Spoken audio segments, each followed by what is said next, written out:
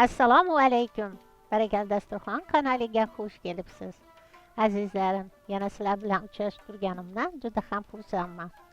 Bugun sizlar bilan birgalikda juda mazali, yumshoqqina tvorogli pechenyelar pishiramiz. Avvalo idishimizga bitta tuxum, shakar, vanilin, tuz, o'simlik yog'i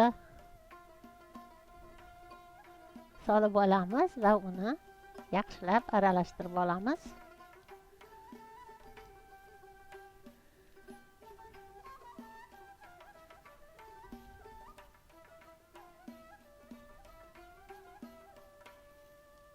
Ana endi smetana solamiz. Ketidan tvorog solib, bir xil massa bo'lguncha yaxshilab aralashtirib olamiz. Azizlar, agar siz kanalimizda birinchi bo'lsangizlar, podpisatsiya va qo'ng'iroqchani bosishni unutmang. Roliklarimiz yanada ko'proq aylanishi uchun esa like tugmachasini bosishingiz o'zi kifoya qiladi. Mana yaxshilab aralashtirdik.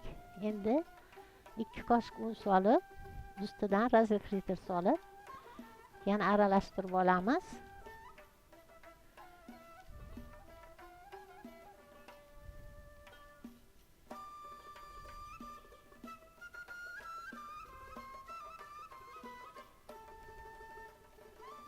Qolgan unni ham oz-ozdan qo'shib,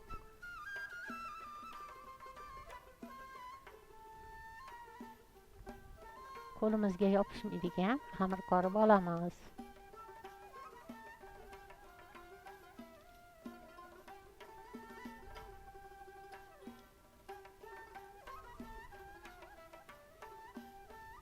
Mana qo'limiz bilan qorib olamiz.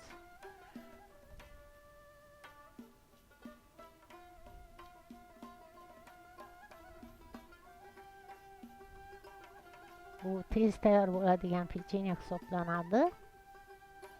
Ana endi xamirimizni bo'laklarga bo'lib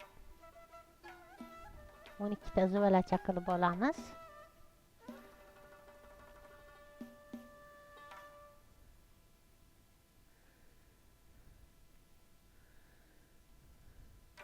Va zuvalachalarimizni unga bo'lib gulli yelim qolipchalarga solib bezak berib, mana shunday bezak beramiz.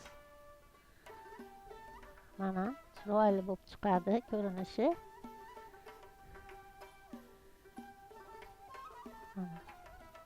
Pergament qog'ozga mana shu asosda bezak berib, xamirimizga pergament qog'ozga terib chiqamiz.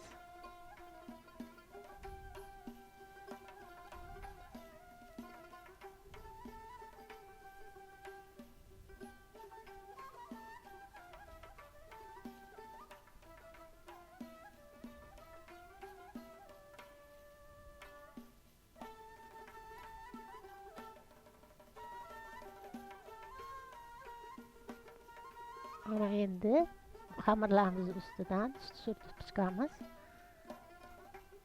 Iliq sut surtamiz.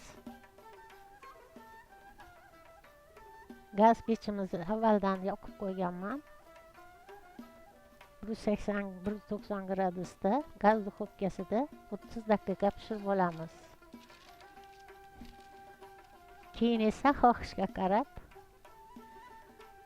saxinni pudra sepishingiz mumkin.